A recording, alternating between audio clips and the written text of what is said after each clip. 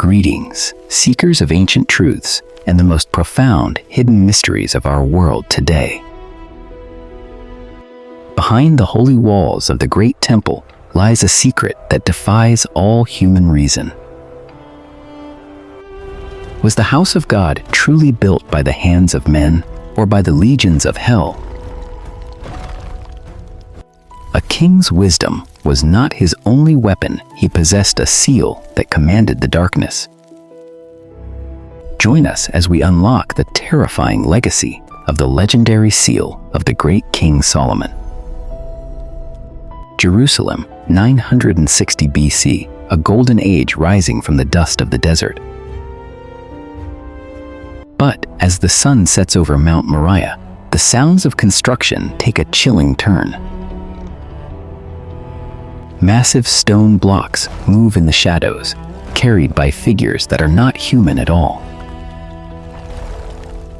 Terrified guards watch from afar as monstrous shadows labor under the cold moonlight. How did a mortal king gain authority over the most vicious entities of the unseen abyss? History records Solomon as the wisest, but secret texts reveal him as a master of shadows.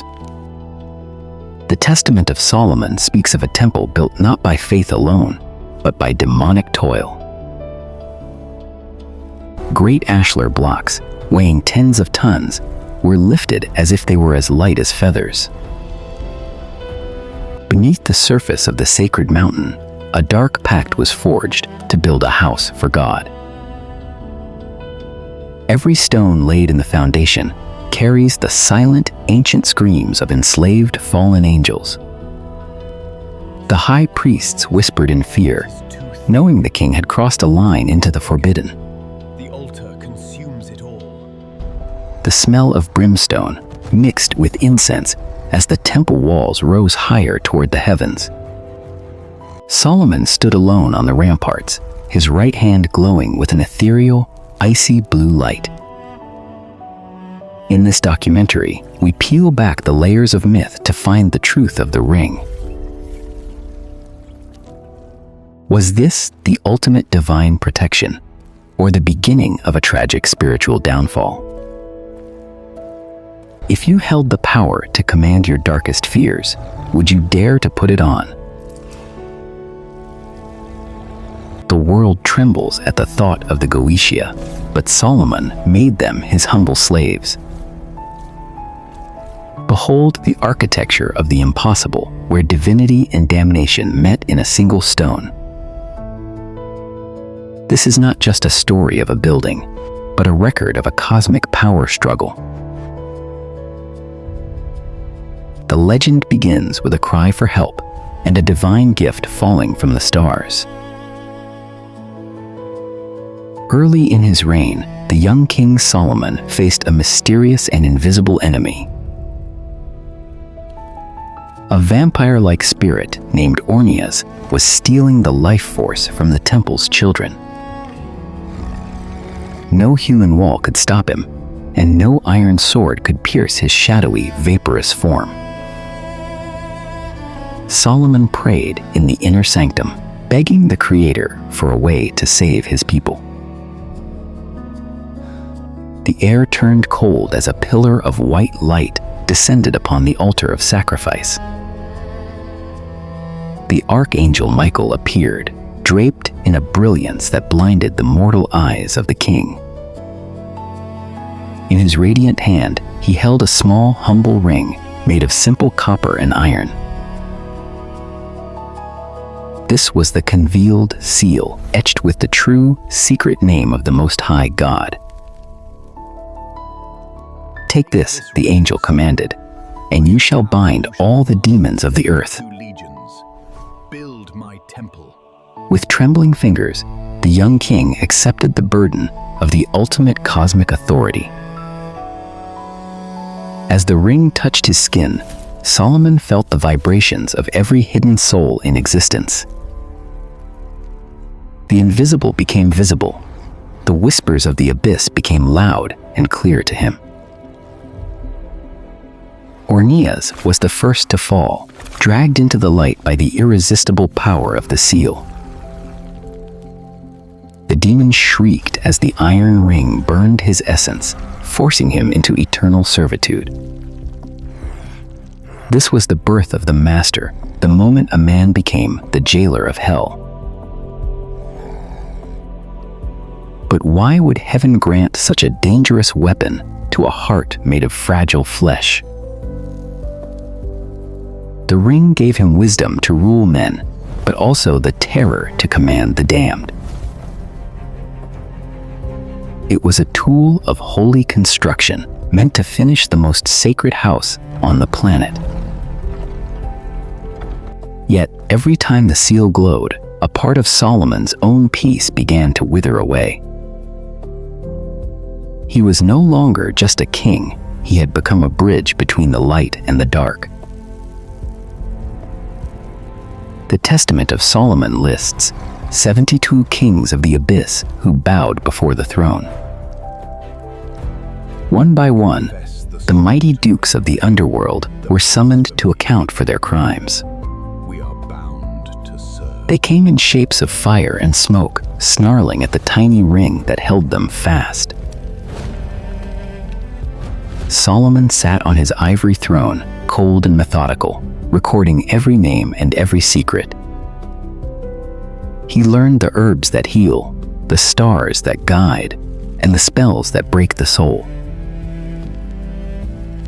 But the greatest challenge was yet to come, the lord of all lust and ruin, Asmodeus. Asmodeus appeared not as a beast, but as a towering figure of dark, terrible majesty. His eyes burned like dying stars, and his voice sounded like the grinding of tectonic plates. "You are but dust," the demon hissed. "Your ring will rust while I remain eternal." Solomon did not flinch, pressing the seal into the air until the demon fell to his knees. The psychological battle was more intense than any war ever fought with shields and spears. Asmodeus tried to tempt the king with forbidden pleasures and the secrets of the future. But Solomon used the demon's own arrogance to bind him to the heavy labor of the temple. Imagine the king of demons forced to cut the stones for the Holy of Holies. The irony was deep.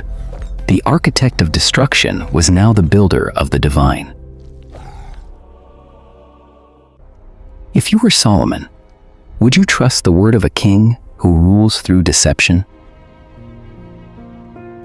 This was a chess game with cosmic stakes, where one wrong thought could unleash hell.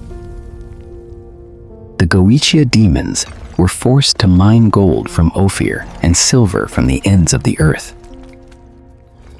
They brought precious gems that no human diver could ever reach in the dark, deep seas. The wealth of Israel grew beyond imagination, fueled by the forced labor of the damned. But as the temple grew in beauty, Solomon's own heart began to grow cold and distant. The wisdom he sought was becoming a burden that separated him from his own people. He walked the halls of his palace, surrounded by spirits that hated his very existence. The seal was a cage for them, but it had also become a cage for the king himself. He began to wonder if he was truly the master, or if the demons were playing a longer game. As the temple was completed, a strange silence fell over the city of Jerusalem. The demons were released from their work, but their shadows remained in the corners of the stone. Solomon's fame reached the Queen of Sheba, but his soul was haunted by the faces of the Goetia. He had built the greatest house for God, but he had used the bricks of the adversary. The spiritual cost of his reign was about to be paid in full as his life reached its end. In his final years, the wisest king in history felt the grip of the ring slipping away.